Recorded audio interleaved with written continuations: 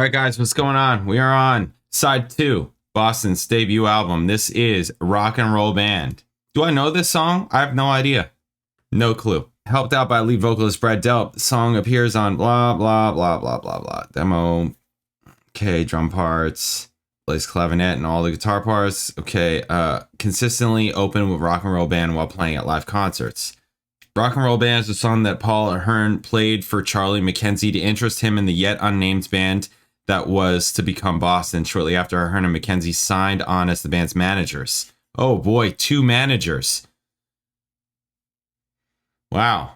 Double the commission. Perfect. Okay, Rock and Roll Band is one of several Boston songs with the theme of making music and how music makes them feel. Okay. Yeah. About the band's rise from a bar band. Self-description, Boston's self-description. Well, we were just another band out of Boston on the road to try to make ends meet, playing all the bars, sleeping in our cars, and we practiced right on out in the street. Yeah. I think that this is a reason why I'm not into lyrics. Not fully. It's because I just like the music. The music stuff is just really what gets me. You know, lyrics, it takes, I don't know, a special certain thing, but I really, really, really do not like that. That's the thing about lyrics that I notice. When I notice lyrics, it's usually for these reasons, where it's like, this is just trite. I've never used that word before in talking about lyrics, but I think it is the perfect, description. I don't like trite lyrics, and it's fucking everywhere. Overused and consequently of little import, lacking originality or freshness. Yeah, so much trite lyrics. I hate it. And when I notice, again, I'll say it, you know, when I notice that, that's when I notice lyrics. When I'm like, oh, what the hell is this? So, anyways, okay.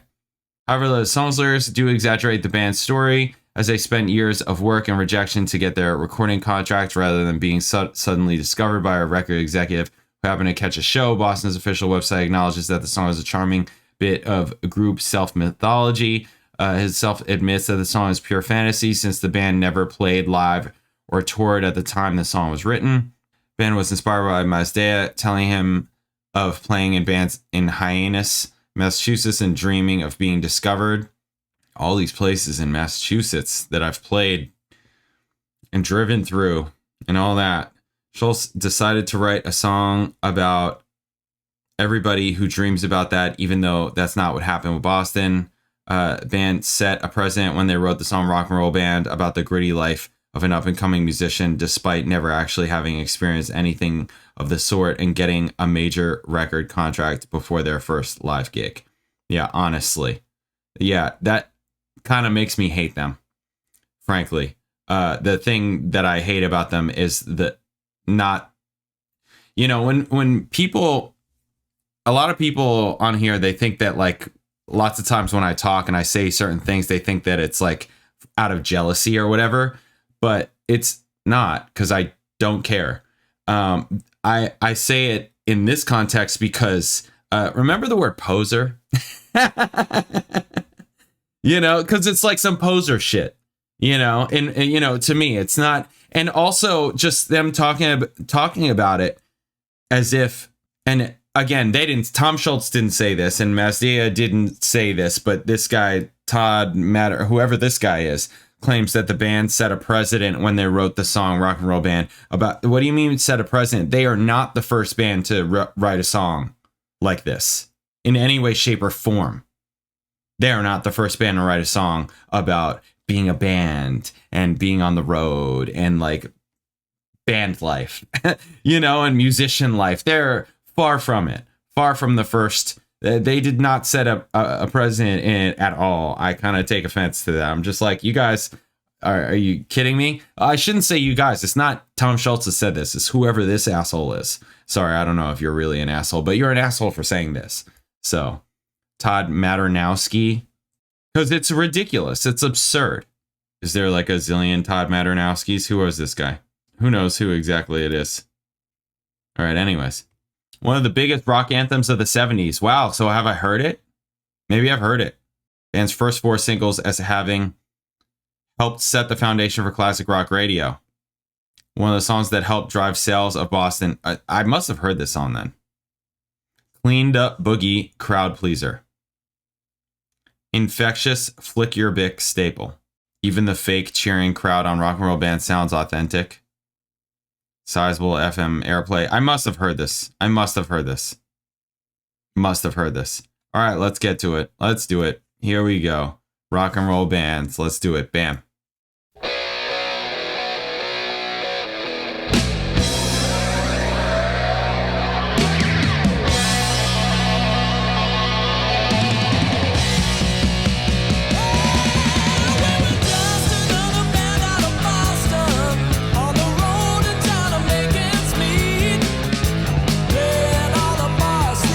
This is like just rock and roll type riff, right?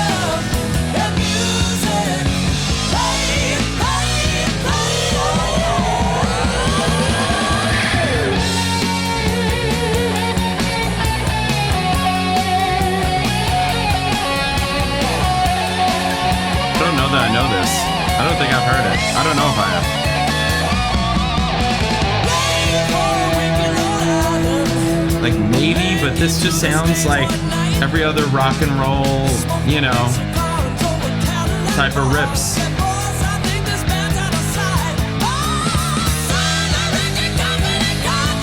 Woo! Come on, man. Vocals.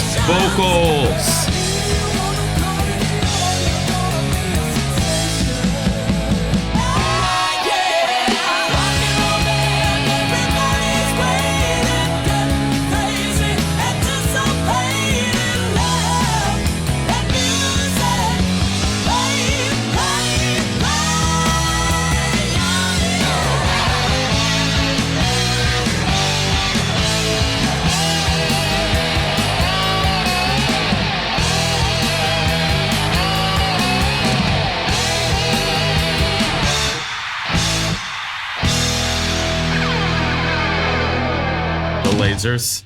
Yeah, I mean, yeah. I mean, it's cool. The vocals are where it's at. The vocals, I mean, that's like the thing for me is Brad Delp. Brad Delp. For sure.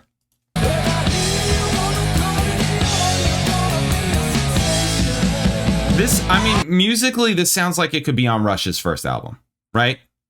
You know, like that type of just rock and roll type, right?